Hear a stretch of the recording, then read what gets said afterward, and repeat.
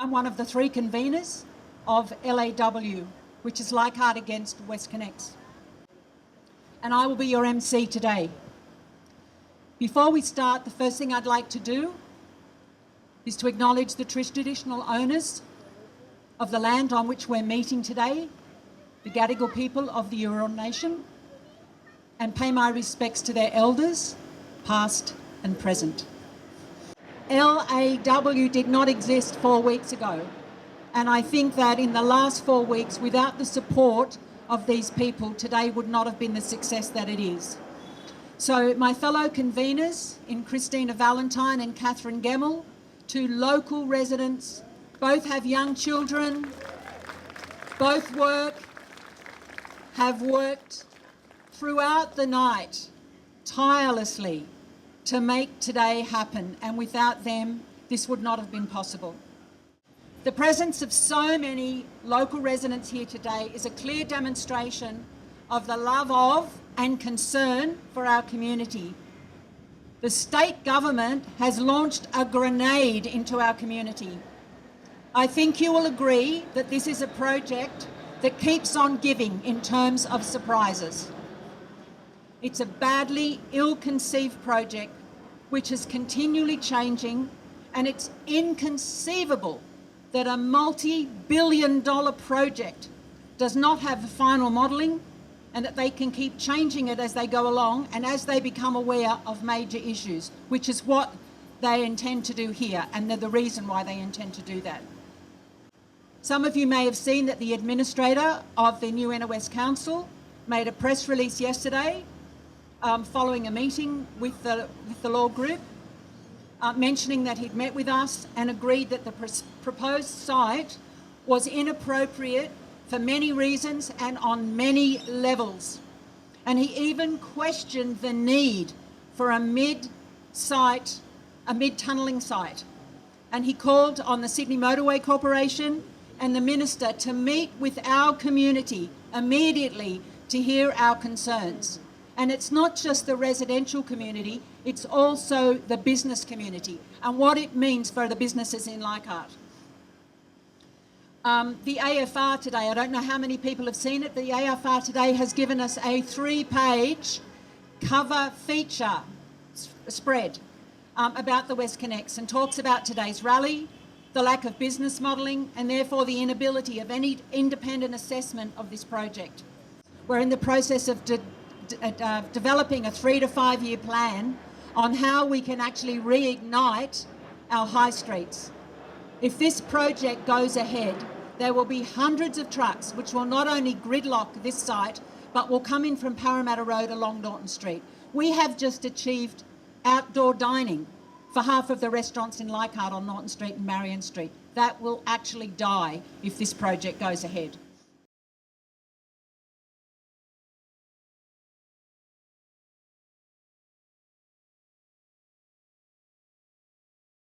This is stage 3.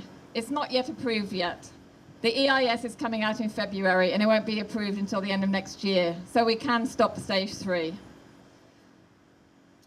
Midpoint tunnelling involves tunnelling back to Haberfield and onto Rozelle, the Rozelle interchange, and bringing the tunnel spoil out to be loaded and trucked out.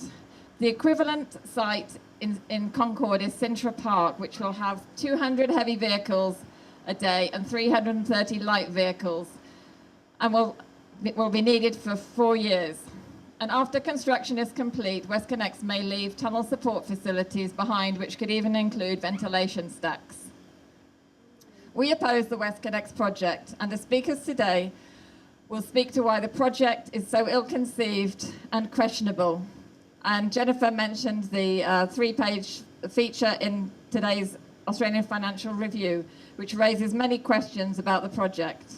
But even people who don't oppose WestCONnex must recognise that the Darley Road site is completely unsuitable because of its location, and that we can't afford to lose Blackmore Oval to a tunnel construction site. Thank you, Qantas. We are here today to show our opposition to either site being taken. Blackmore Oval, which is the home ground to the Leichhardt Wanderers Junior League and Cricket Club, is precious green space that we cannot afford to lose. And thank you to the Leichhardt Wanderers supporters who have come to the rally today. Thank you. WestCONnex have told the council that Darley Road is their preferred site, but any resident can tell you what a disaster that would be for Leichhardt and Lilyfield. Darley Road is completely unsuitable because of its location. It's just not possible to get hundreds of trucks in and out of that site without causing congestion and gridlock back along Darley Road, James Street and the City West Link. The construction site would push traffic into rat runs along residential streets between Parramatta Road and the City West Link.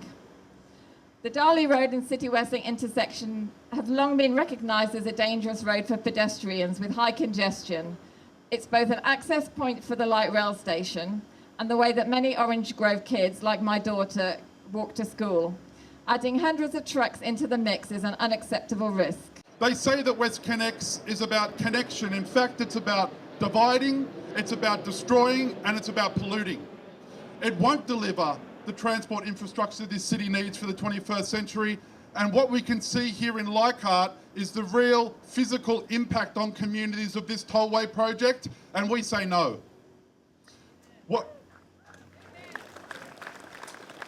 What's important here is to look at a little bit about history and why we're here. When the O'Farrell government was elected, Nick Greiner, many of you will know that name, who was the head of one of Australia's largest infrastructure companies, was made the chairman of a group called Infrastructure New South Wales. That was a state government body which was developing the plan of infrastructure for the next 30 years for Sydney. And guess what that committee came up with? More roads, more tollways, more deals for their mates in the road lobby and the infrastructure industry. And what is Nick Greiner doing now? Now, he is an advisor to the largest private motorway company in Australia, Transurban. So we can see the decisions that are being made here are not about good quality public transport or transport networks for New South Wales, but it's more about the insider deals and the relationships that we see between industry and the revolving door between politicians. Now, I met with the Minister's Office and the Sydney Motorway Corporation to talk about this site. As we see across Sydney, Stage 1 and Stage 2, the widening of the M5 and the M4, those two stages are absolutely destroying local communities. And we need to oppose Stage 1 and Stage 2 as much as we are about Stage 3 here today. Because if the government gets away with building Stage 1 and Stage 2, the logical conclusion is Stage 3, because you can imagine those communities and those commuters that get dumped off the M5 and the M4 without Stage 3 being built, they'll be pushing to push this tollway into our communities unless we can work together to scrap the project in its entirety. Now, down here in Leichhardt, what have we seen? Sydney Motorway Corporation said to me in the meeting, look, Jamie, we need to drop a header machine somewhere in the midpoint of this toll road, of this tunnel, in order to get spoil out of the site. And they looked at Blackmore Oval, they've looked at Darley Road to try to find a space. Now, of course, we know by just looking over our shoulders. By just looking over our shoulders what traffic is like already here. Can you imagine hundreds of trucks taking spoil out of this site? And SMC in the Minister's Office tried to make me feel assured by saying, well, Jamie, it's only for 2.5 to 3 years. This morning, just before the rally started, and I think it's the second time this week, SMC called us on our mobile. They're worried. They're very concerned. And they mentioned to us this morning that because we asked them for certain things, and they said, oh, we'll probably be releasing the modelling and the EIS and other information that you need. We'll probably be releasing it a couple of weeks prior to Christmas. And we said, no, you won't. Either a couple of weeks prior to Christmas or a couple of weeks after. And we said, no, you won't. We want it within 2 weeks. We don't want you to do what the government departments do all the time and release major DAs that impact on the community on the 23rd of December and have the closing date for submissions on the 28th of January. So we made it very clear to them this morning that that was totally unacceptable and that we wanted all of that information within the next 2 weeks. I've been asked to talk about the lived impacts of what's been happening to us. I do indeed live within 4 large construction zones that are operating now in Haberfield and Ashfield. I suggest that you take a tour around yourself. Go along Parramatta Road, look to the left, look to the right, and go beyond Parramatta Road, go up Wattle Street, go down Ramsay Street, go down Northcote Street, go down Wolseley Street. On the other side in Ashfield, go down to Chandos Street, and you will see what we are living with. We're living with noise, vibration, dust, truck movements that are approved and that are rogue. We are living with people are traumatised, depressed, anxious, on medication. The full effects of that, of what we are living with, is yet to be sort of documented and shown. I could tell you one time and where I particularly live, I'm affected. And we just noticed this morning, we think there's some tiles coming off in our kitchen, which we hadn't expected. We're outside of the sort of immediate zone but we're about 150, 200 metres from one of the construction zones, maybe 300, 400 metres from another one. We're not eligible for any mitigation, but there has been some movement in our tiles in our kitchen that we have identified this morning. I've sat in houses in Ramsay Street, Cove Street, Wattle Street. I've sat in houses where on one occasion I was there and the kitchen was shaking and the owners told me that it was a good day. They are going off their faces. I could feel the vibration in my feet, through my legs, on my bum, up my torso, and as I put my hands onto the table in front of me, I could feel the table vibrating. They said this was a good day, and that was the vibration and not the noise that I could hear as well. Once a project is approved, there's also associated work that gets attached to the project. And there's also out-of-hours work that gets attached to the project. And before you know it, there's constant work happening and it's staged and it's executed and it's managed very badly. The standards that are there to protect us so that we can sleep, so that we can live, are inadequate. Totally inadequate. It will be said that they are complying, and sometimes they will say, and probably genuinely so, they're going beyond compliance. But that is not enough because of the effect it's having. I can tell you about one woman who got out at midnight to race down, to yell and to scream at Ausgrid workers who were actually doing a relocation of an electrical box because of the drilling and the noise that was happening and keeping her kids awake. I can introduce you to families where they say that the kids are beside themselves with anxiety and grief and are trying to actually console the parents and helping them to cope with the distress of what they're doing. This project is atrocious in its impact, and the tragedy is it's not going to work. This project is the true cost, financial, human, emotional, on our community as individuals, has not been costed properly. I'd also like to let you know that we are all regarded, all of you here, me, all of us, as sensitive receivers. If you go into the WestCONnex speak and look at their community engagement stuff, you will see that they talk about sensitive receivers. The first time I saw this, I thought, what is this? And I went and I looked. Sensitive receivers are people who are going to be affected by this project. And they're also sensitive places. I would say to you, you need to be very, very loud and very, very sensitive, and you need to name everything that you want to have protected, because you might think that you might manage to save one park, but they'll take another park. And then they'll take more of it as they add on and they say, oh, by the way, we need that for spoil. By the way, we actually need that for relocation. And before you know it, your park is gone, and they have enormous power under the terms of their project approval, even with their conditions, and they can work within the project boundary. There's things that you're going to learn about, but I hope by God you don't, because I hope that you're able to stop it coming to here. I would be really concerned about Blackmore Park. I would be concerned about every single spot and park and green vegetation around. This is a dud of a bloody project. This is a disaster. It keeps on taking and taking and taking. It's not going to stop. You've got to be loud. You've got to be vocal. And 3 years ago, we thought we had time as well when it was first announced. They are rushing this through, and you're next in line.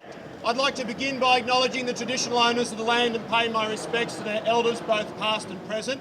and also to acknowledge all of the councillors in exile, as I like to refer to them, who are here today. We've got councillors from Balmain Ward, from Annandale Ward, from Leichhardt Ward, all here to send a message to Mike Baird that while he may have taken away our local democracy, he won't stop us from standing up for our local community. And I raised the abolition of democracy for a reason.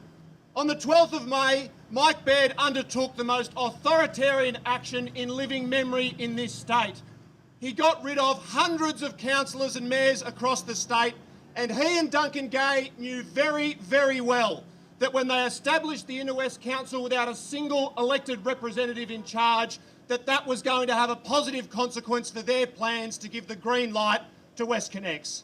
They knew. And I know this because when I first opposed WestCONnex in 2013, Duncan Gay went on the radio to refer to me as a communist.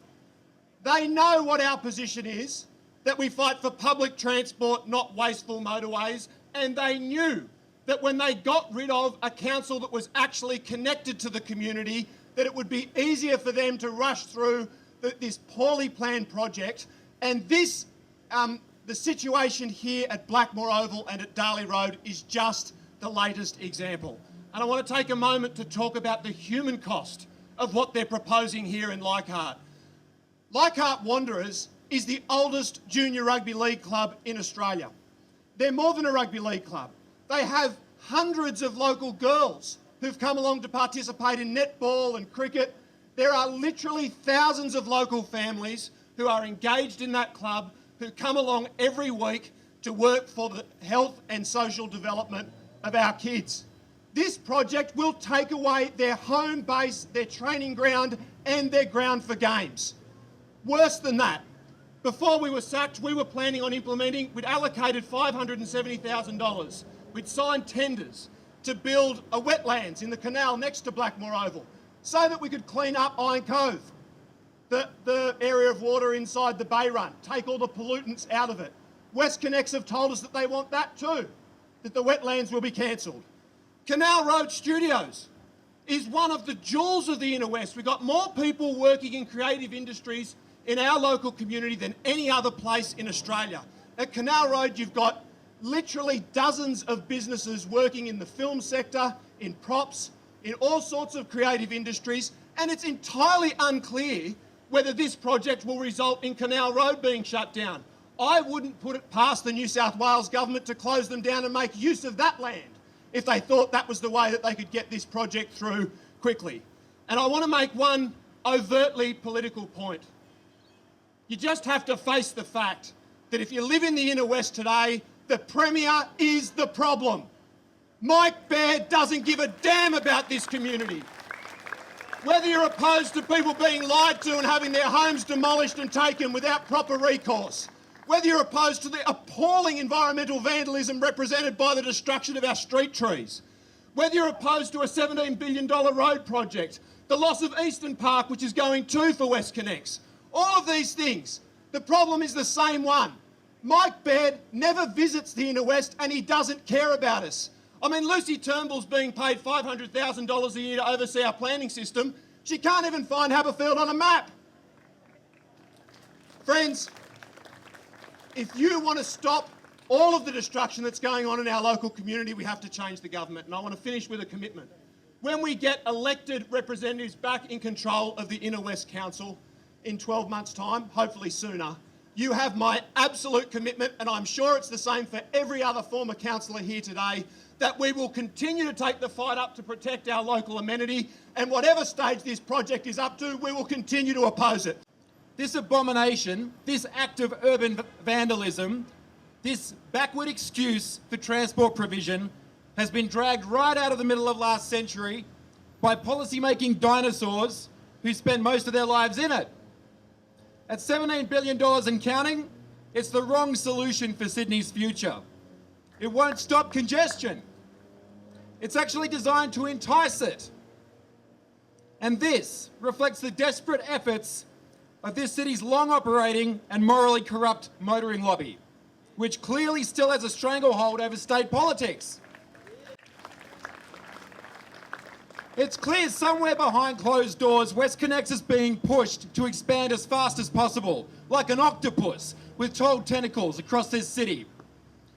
There's a federal audit underway into Abbott's blind funding of this project, but the results won't be delivered till late 2017. So Duncan Gay wants as much built as possible between now and then to make it appear like there's no going back. Cancel the road. Cancel the road.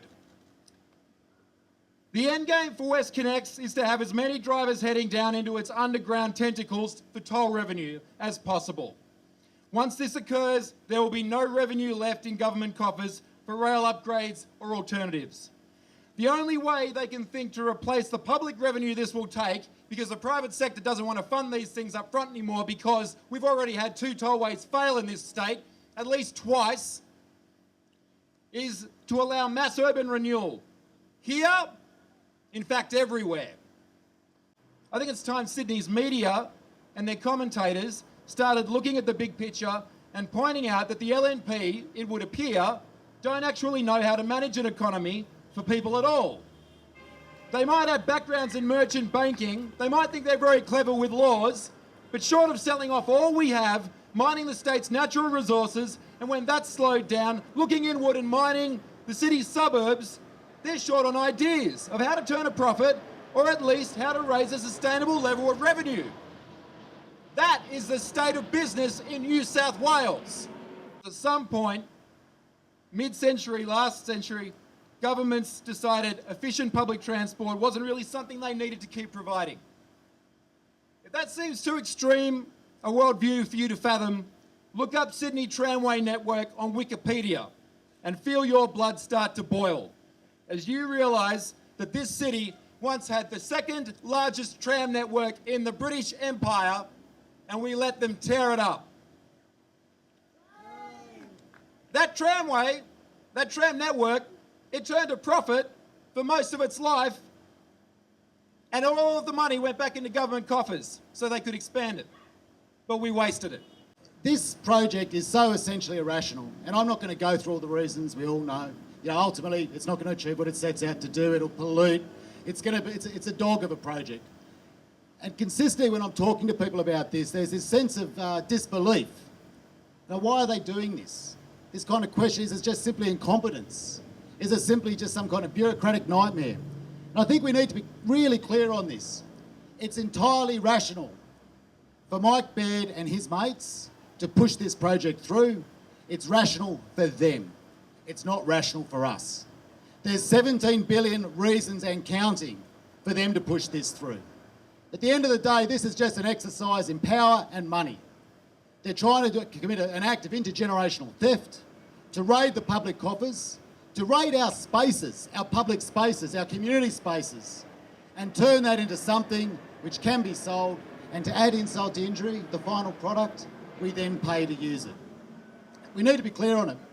Understand all of the reasons why the project's a dog, but understand too that they're not doing this through incompetence, they're not doing this through idiocy, they're doing this because they want to. They understand all the downsides, but they want the money more. And as long as we can keep that clear, I think you can start to chart the other thing I want to say today, which is what do we do about it?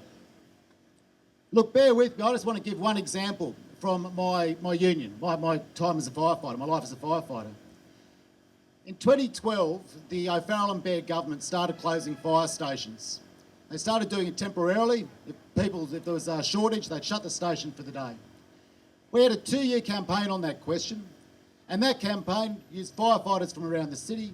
We went to the media, we used local councils, we held rallies, illegal rallies, we took industrial action. We threw everything we could at that, and we won. 12 station and 22 station were regularly shut. This community would not have fire protection. We actually calculated it was around about 20% of the time you were stationed down. We stopped that. And the way we did that was not through just arguing with them about how unfair it was or how bad it was for fire safety. We did it by actually mobilising people so sufficiently that the politicians were frightened there was going to be a backlash. That's how we won it. We won it through organising. We won it through getting as many people as active on that question as is possible. Because I just want to take a slight different take to what Darcy said. I think a bit of disagreement, it's the strength of our movement. This won't be won by waiting for a change of government for 2 reasons. One is we can't wait. There's no guarantee that Labor's going to win the next election anyway, and the rate they're building this thing, the next election is too far away in any case. The second is, I think that we have to recognise, this isn't having a shot at anyone, but it's our movement which is going to make sure that any new government takes this issue seriously. It's wonderful, I think, to have allies inside Labor on this question. And I want to recognise Joe Halen as a local member who's really had a really good go on this. And standing alongside other local members like Jamie, Jenny Long in Newtown, who are great advocates for this question in Parliament.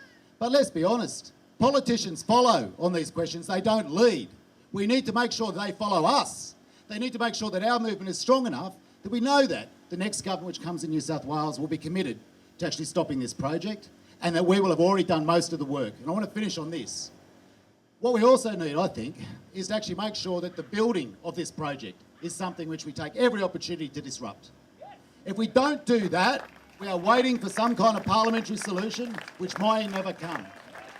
So the challenge, and this is the thing I'm begging all of you, please, when you leave this, think about what the next WestCONnex event you'll be going to in the next fortnight is, and think about who you're bringing. Because that's what we need. This is a wonderful, wonderful local event, but we need local events like this right through the root of this monster project, and we need big central ones which are prepared to actually physically confront, if necessary, the building of this dud project. We can't wait, we won't wait, we will stop this. The thing which makes our community so strong is our sense of community. That's what, in the sense, they're disrupting, but it's also our greatest strength. It's what we can build off, and if we do that successfully, we can win. Thank you. Look, I've lived in the inner part of Sydney for my entire adult life since I was 18. That's slightly more than half a century. And the first thing I want to say today is we stand in a very proud tradition of stopping developments that are bad for our city. Yes, the M4 that was planned through Leichhardt was stopped. So was an expressway in 1975. And we can all remember the Green Band movement, or perhaps some of us can actually remember it. For many people, it's now history that you learn about. Jack Mundy was down last Saturday at the Sirius building, standing tall. He's been out at the female factory. Where possible, Jack has been organising green bands. He's 87. If he can do it, you can do it too. One thing I want to say about the Green Band movement, sometimes today we look and say, well, we haven't got that very strong union movement we had then. But what we do have is people, and we have whole new ideas about how to protest and non-violent direct action. And actually, for those of us who do remember the Green Bands, remember that the Green Bands never went on until there was a strong resident action movement. There were hundreds of movements in Sydney at that time. There were women at Kelly's Bush. And just talking about the women at Kelly's Bush, I'd like to recognise all the women in the Stop WestCONnex campaign. I'm a member of the WestCONnex Action Group and Know WestCONnex and Save Newtown and any other group that's going to try and stop WestCONnex. This rally today, some amazing women have got this together. Cassie Parter was down at Kingsgrove last week and has been arrested. Other women and some men too have occupied houses. So I don't want to certainly underestimate the efforts of any man, but what I want to say is that women show tremendous leadership throughout this campaign. Women are leading. We are leading and we will continue to lead. And in fact, I've come today from the blockade at Sydney Park. Now we've reached the really pointy end of this struggle for us in Erskineville, Newtown, St Peters, Kingsgrove and Arncliffe. And yes, they have cleared the massive Alexandria landfill site. They've taken some of the asbestos out of it, they've left some of it in. But they're going to take thousands of trees. They've already taken thousands along the route. They're going to take 1,000 trees from Sydney Park. They're going to create a motorway along the edge of it and squeeze the whole park inward. And we are not going to let them. We are going to fight them tree by tree at Sydney Park. And we give you our full support and commitment here to defend Leichhardt as much as St Peters. Now, I want to say a few words as a journalist. I've been reporting on this issue for New Matilda and for City Hub and on my own blog. I do all that voluntary because I feel that the media is no longer up to the job because of the lack of resources to bring the full truth. It's great to see that story in the Fin Review today because, believe me, the Fin Review is not ideologically on our side. But the journalists can see that there are facts that need to be reported. And I think, Jenny Wiggins, I really urge you all to have a look at that article and keep it and read it. And Liz Farrelly has done a wonderful job, again, in the Sydney Morning Herald today, talking to us about broader notions of biodiversity, that it isn't just you knock down a tree and kill a few kookaburras, as I understand happened in Haberfield this week, but in fact you destroy the canopy.